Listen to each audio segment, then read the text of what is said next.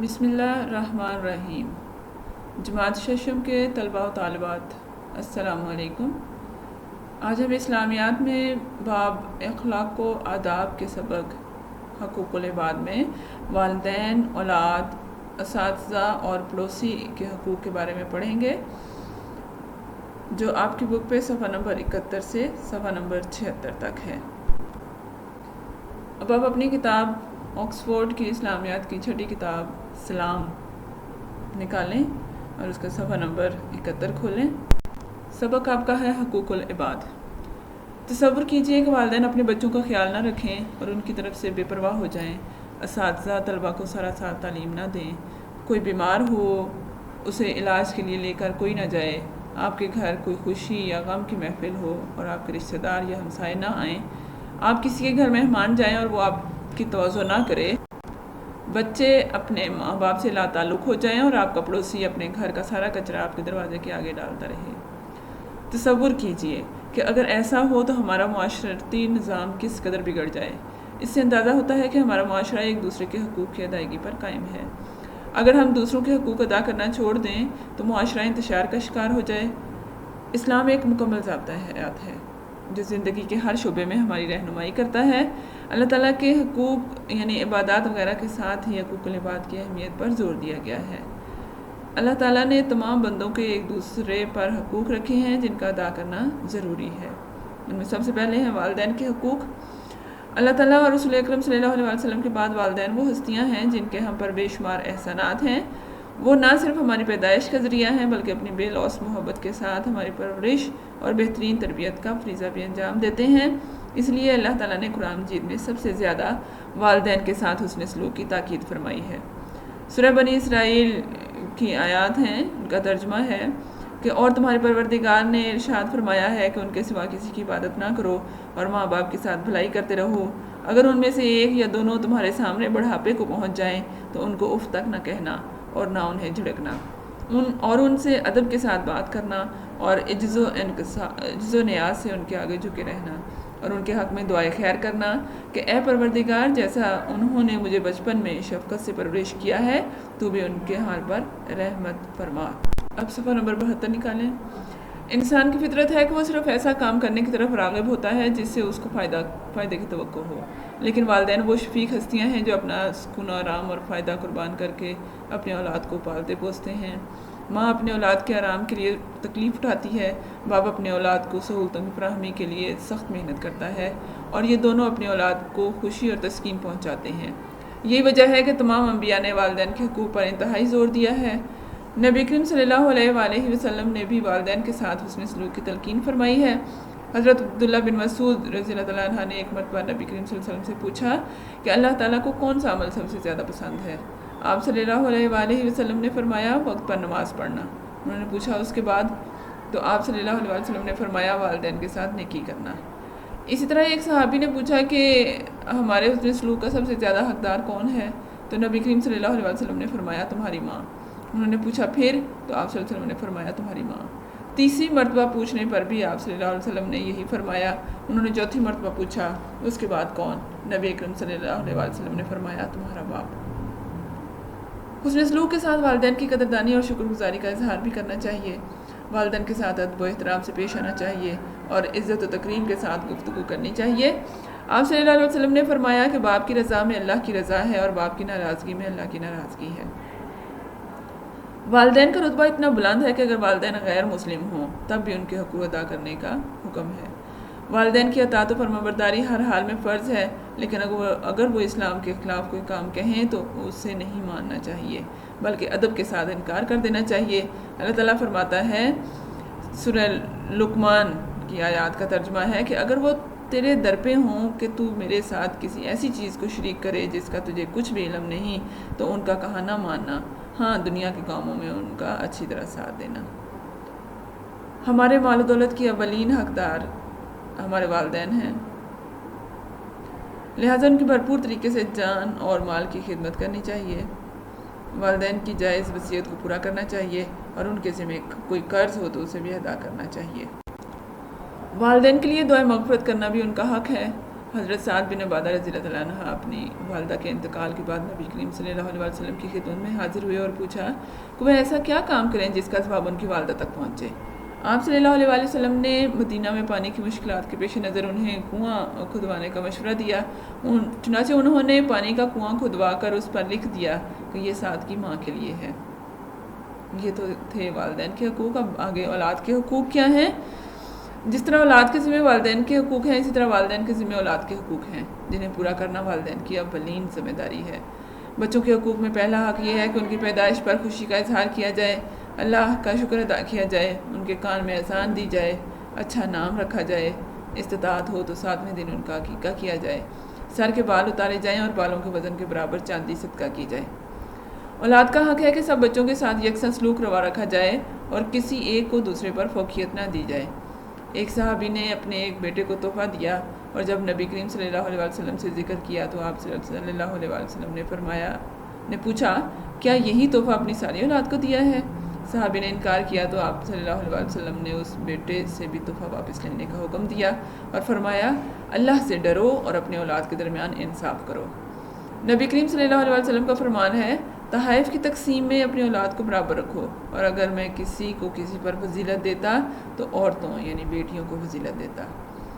اسلام بیٹوں اور بیٹیوں کو یکساں حقوق دیتا ہے۔ اسلام کی آمد سے قبل لڑکیوں کی پیدائش پر والدین کو غم ہوتا اور بہت سے لوگ بیٹیوں کو زندہ دفن کر دیا کرتے تھے۔ اسلام نے دور جاہلیت کی اس غیر انسانی رسم کا خاتمہ کیا۔ رسول اکرم صلی اللہ علیہ وسلم نے فرمایا جس کے گھر لڑکی ہو اور وہ اسے دور جاہلیت کی طرح دفن کرنے کی بجائے زندہ رہنے دے اور اس کی بے توقیری نہ کرے اور نہ اس پر لڑکے کو ترجیح دے تو اللہ اسے جنت میں داخل فرمائے گا۔ اولاد کی تعلیم و تربیت کا خاص خیال رکھنا بھی والدین کا فرض ہے۔ نبی کریم صلی اللہ علیہ وسلم نے فرمایا کوئی باپ اپنے اولاد کو اچھے ادب یعنی تعلیم و تربیت سے افضل اور بہتر تحفہ نہیں دے سکتا۔ اولاد کا حق ہے کہ ان کی دنیا بہتر بنانے کی فکر کے ساتھ ساتھ ان کی آخرت کا بھی خیال رکھا جائے، انہیں دنیا کے احکامات کا پابند بنایا جائے، نماز کی عادت ڈالی جائے اور فرض عبادات کے لیے سختی سے کام لینا پڑے تو لیا جائے۔ اب آگے صفحہ نمبر 74 پہ ہے۔ اللہ تعالیٰ کا ارشاد ہے، سورہ تحریم کی آیت ہے، اس کا ترجمہ ہے کہ اے ایمان والو اپنے آپ کو اور اپنے اہل و عیال کو آتش سے بچاؤ، جہنم یعنی جس کا ایندھن انسان اور پتھر ہیں۔ آپ صلی اللہ علیہ وسلم نے فرمایا جب بچے 7 سال کے ہو جائیں تو انہیں نماز کا حکم دو، اور جب 10 سال کے ہو جائیں تو اگر نہ پڑھیں تو مار کر نماز پڑھاؤ۔ باپ کا فرض ہے کہ اپنے اولاد کی غذا و خوراک، رہائش اور زندگی دیگر ضروریات پوری کرے اور ہر طرح سے اس کا خرچ اٹھائے۔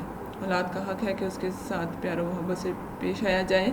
نبی کریم حضرت محمد صلی اللہ علیہ وسلم اپنی بیٹی حضرت فاطمہ الزہرا رضی اللہ تعالیٰ عنہ سے بہت محبت و شفقت کے ساتھ پیش آیا کرتے، اور جب وہ آپ صلی اللہ علیہ وسلم کے پاس آتی تو آپ صلی اللہ علیہ وسلم کھڑے ہو کر ان کا استقبال کرتے۔ ایک شخص نبی کریم صلی اللہ علیہ وآلہ وسلم کے پاس حاضر ہوا تو دیکھا کہ آپ اپنے نواسے حضرت حسن کو پیار کر رہے تھے۔ اس شخص نے تعجب سے کہا یا رسول اللہ آپ بھی بچوں کو پیار کرتے ہیں؟ میرے تو 10 بچے ہیں لیکن میں نے کبھی کسی ایک کو بھی پیار نہیں کیا۔ رسول اللہ صلی اللہ علیہ وسلم نے فرمایا جو آدمی رحم نہیں کرتا اس پر رحم نہیں کیا جاتا۔ اولاد کے ساتھ شفقت و رحمت کا معاملہ کرنا بھی ان کا حق ہے۔ بیجا روک ٹوک ان کی شخصیت پر برا اثر ڈالتی ہے، تاہم ان کی رہنمائی کرنا اور اچھے برے کی تمیز سکھانا والدین پر فرض ہے۔ لڑکے اور لڑکی کی رضامندی کے ساتھ اچھی جگہ مناسب وقت پر ان کی شادی کرنا بھی ان کا حق ہے۔ آپ صلی اللہ علیہ وسلم کے فرمان کے مطابق جب لڑکی کا اچھا رشتہ مل جائے تو اس کی شادی کرنے میں دیر نہیں کرنی چاہیے۔ یہ تو تھے اولاد کے حقوق۔ اب آگے اساتذہ کے حقوق ہیں۔ اللہ تعالیٰ نے بنی انسان کی ہدایت کے لیے تقریباً 1,24,000 انبیاء بھیجے جنہوں نے معلمی کا مقدس فریضہ انجام دیا اور لوگوں کو حق بات کی تعلیم دی۔ یہی حقیقت اساتذہ کے بلند رتبے کے اظہار کے لیے کافی ہے۔ اساتذہ ہمیں تعلیم و تربیت سے آراستہ کرتے اور کارآمد انسان بناتے ہیں، نیز ہماری اخلاقی اور روحانی تربیت کے ساتھ ساتھ ہمیں علوم و فنون سکھاتے ہیں۔ اساتذہ معلم ہونے کے لحاظ سے روحانی والدین کا درجہ رکھتے ہیں۔ رسول اکرم صلی اللہ علیہ وسلم نے فرمایا میں تمہارے لیے باپ کا درجہ رکھتا ہوں کہ میں تمہیں تعلیم دیتا ہوں۔ خلیفہ دوم امیر المومنین حضرت عمر ابن خطاب فرماتے ہیں علم حاصل کرنے والے بنو، اس کے لیے سکون و وقار بھی سیکھو۔ جس سے علم حاصل کرتے ہو اور جنہیں سکھاتے ہو ان کے لیے تواضع اور عاجزی اختیار کرو۔ لہٰذا طلباء کو چاہیے کہ وہ اساتذہ کی قدردانی کریں اور ان کے ساتھ عاجزی و انکساری سے پیش آئیں۔ اساتذہ کا حق ہے کہ جب وہ بات کریں تو ادب و احترام کے ساتھ ان کی بات سنی جائے، ان کے حکم پر عمل کیا جائے، ان کی سکھائی ہوئی باتوں کو اپنانے کی کوشش کی جائے اور ان تمام کاموں سے اجتناب کیا جائے جو علم کے حصول میں رکاوٹ بنے۔ طلباء اساتذہ کے ساتھ مہذبانہ انداز سے گفتگو کریں، انہیں اسلام میں پہل کریں۔ امام ابو حنیفہ کا قول ہے، بغیر عمل کے علم ایسے ہے جیسے بغیر روح کے بدن۔ حضرت کعب احبار رضی اللہ تعالیٰ عنہ سے اہل علم کے بارے میں پوچھا گیا تو انہوں نے فرمایا کہ یہ وہ لوگ ہیں جو اپنے علم پر عمل کرتے ہیں۔ نبی کریم حضرت محمد صلی اللہ علیہ وسلم جب صحابہ کرام رضی اللہ عنہ کو تعلیم دیتے تو صحابہ نہایت خاموشی اور ادب سے بیٹھتے اور بہت غور اور توجہ کے ساتھ آپ کی باتوں کو سنا کرتے۔ آپ صلی اللہ علیہ وسلم کی تعظیم کرتے، آپ کی خدمت کو اپنی سعادت سمجھتے اور اپنی آوازوں کو نبی کریم کی آواز سے بلند نہ کرتے تھے۔ اساتذہ کے حقوق کے بعد ہیں ہمسائے کے حقوق۔ ہمسائے یا پڑوسی وہ لوگ ہیں جو ہمارے گھر کے آس پاس رہتے ہیں اور ہمارا ان سے تعلق رہتا ہے۔ ہمسائے ہمارے دکھ درد میں بھی کام آتے ہیں اور خوشیوں میں بھی شریک ہوتے ہیں۔ اسلام نے ہمسایوں کے حقوق کو بہت اہمیت دی ہے۔ ارشاد باری تعالیٰ ہے، سورہ نساء کی آیات ہیں جن کا ترجمہ ہے کہ اللہ ہی کی عبادت کرو اور ان کے ساتھ کسی چیز کو شریک نہ بناؤ۔ ماں باپ اور قرابت والوں اور یتیموں اور محتاجوں اور رشتہ داروں، ہمسایوں اور اجنبی ہمسایوں اور رفقائے پہلو یعنی پاس بیٹھنے والوں اور مسافروں اور جو لوگ تمہارے قبضے میں ہوں سب کے ساتھ احسان کرو۔ قرآن مجید میں اللہ تعالیٰ نے ماں باپ کے ساتھ حسن سلوک کے ذکر کے ساتھ ہمسایوں سے احسان کرنے کی تاکید سے واضح ہوتا ہے کہ اسلام نے ہمسایوں کو کس قدر اہمیت دی ہے۔ رسول اکرم صلی اللہ علیہ وسلم نے فرمایا، حضرت جبرائیل امین نے پڑوسیوں کے حقوق کے بارے میں مجھے اتنی زیادہ تاکید کی کہ مجھے محسوس ہوا کہ پڑوسی کو وراثت میں بھی حقدار بنا دیا جائے گا۔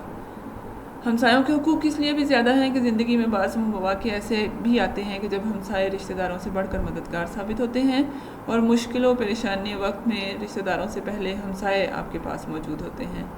رسول اکرم صلی اللہ علیہ وسلم کا فرمان ہے، جو اللہ اور یوم قیامت پر ایمان رکھتا ہو اسے چاہیے کہ وہ پڑوسیوں کے ساتھ احسان کا معاملہ کرے۔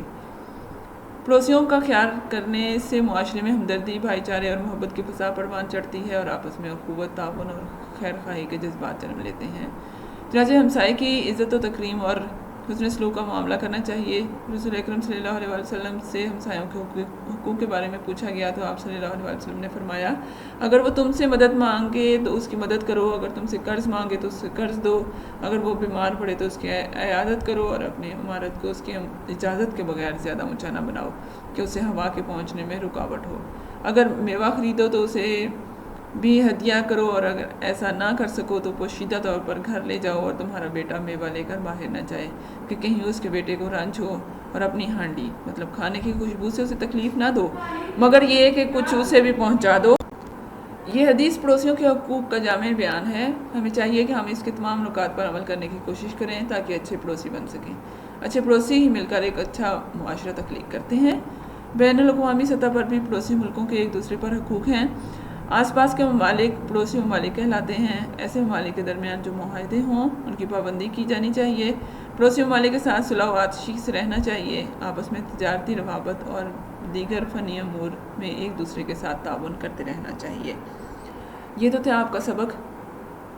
اب اس کے بعد آپ اپنی کاپیز نکالیں اور جو مشق میں دیے گئے سوالات جوابات ہیں وہ آپ نے کرنے ہیں۔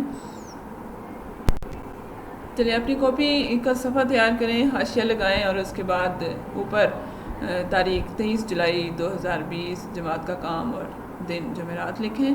سبق نمبر 10 ہے حقوق العباد۔ اس کے بعد آپ نے مختصر سوالات لکھنے ہیں۔ سوال نمبر 1 اولاد کے 3 حقوق بیان کریں۔ اس کے بعد سوال نمبر 2 ہے بحیثیت طالب علم آپ پر کیا ذمہ داری عائد ہوتی ہے۔ سوال نمبر 3 ہے اسلام نے ہمسایوں کے حقوق کو اتنی اہمیت کیوں دی ہے۔ اور سوال نمبر 4 ہے آپ اپنے ہمسایوں کے حقوق کا خیال کیسے رکھتے ہیں، 3 مثالیں دیں۔ مختصر سوالات لکھنے کے بعد نیا صفحہ تیار کرنا ہے اور اس پر اسی طرح تاریخ 24 جولائی 2020 جماعت کا کام اور جمعہ، سبق نمبر، سبق کا نام لکھیں اور تفصیلی سوالات کے جوابات لکھنے ہیں۔ یہ نئے صفحے پر لکھنے ہیں۔ سوال نمبر 1 ہے بندوں کے بندوں پر حقوق ہیں، اس سے کیا مراد ہے۔ یہ سوال نمبر 1 ہے۔